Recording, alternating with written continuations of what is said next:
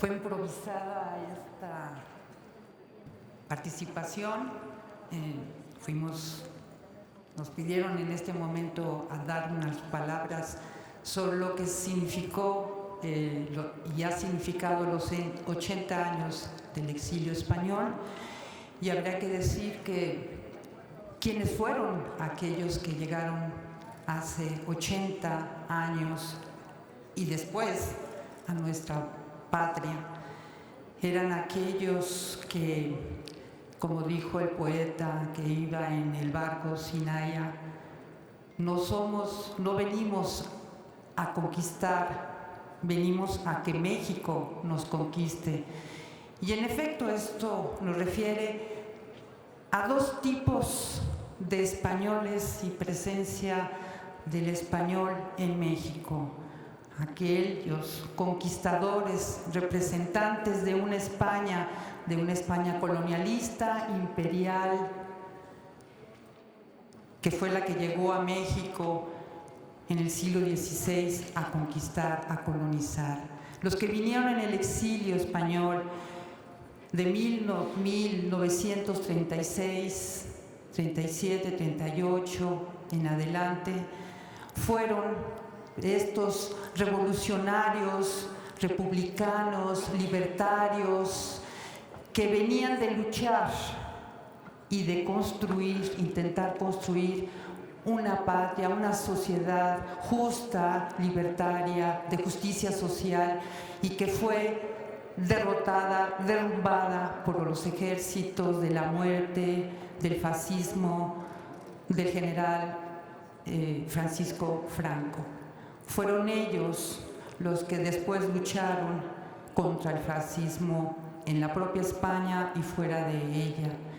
Fueron ellos, pues, los que vinieron a México, esa España, esa otra España revolucionaria, republicana, libertaria, de hombres, mujeres, trabajadores, intelectuales, poetas, escritores, artesanos, campesinos que llegaron a esta patria, México, para construir junto con los mexicanos y para ser conquistados por los mexicanos.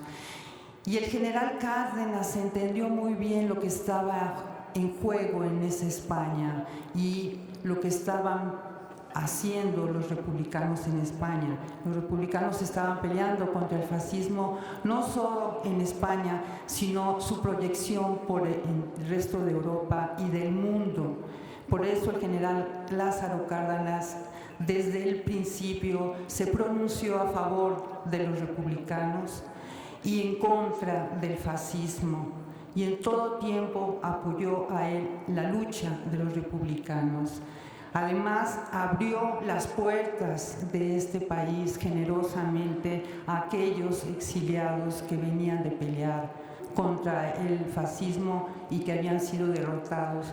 Fíjense, Alemania e Italia, que participaron en la guerra en España apoyando a Francisco Franco, ellos finalmente después fueron derrotados, pero en España no se logró derrotar al fascismo.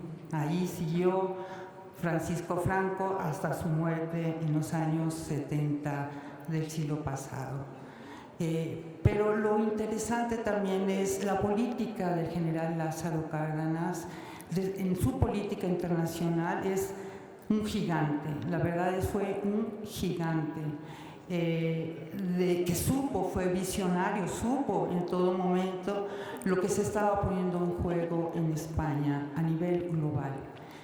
Y también en su política de exilio, de abrir las puertas generosamente a aquellos que necesitaban una nueva patria. Y no solamente él, es el pueblo también mexicano, porque aquí encontraron en este pueblo amor, un pueblo amoroso, un pueblo solidario, revolucionario. Acaba de pasar México por un proceso revolucionario, pero también había su parte conservadora en México, que se oponía al exilio de los españoles, incluso de atender a los niños que venían de la guerra. De modo que tenemos pues mucho que aprender de esa política, de este gobierno de Lázaro Cárdenas, de apertura y de tener una visión certera respecto de cuál es la posición que se debe de tomar en determinados momentos de crisis mundial, y también de apertura y al exilio. Y de hecho fue lo que pasó en nuestro país. A raíz del exilio español vinieron otros exilios de América Latina.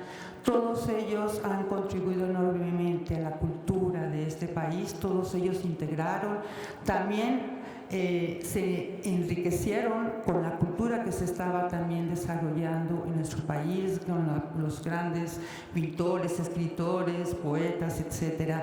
Ahí hubo una convivencia cultural extraordinaria. Pues yo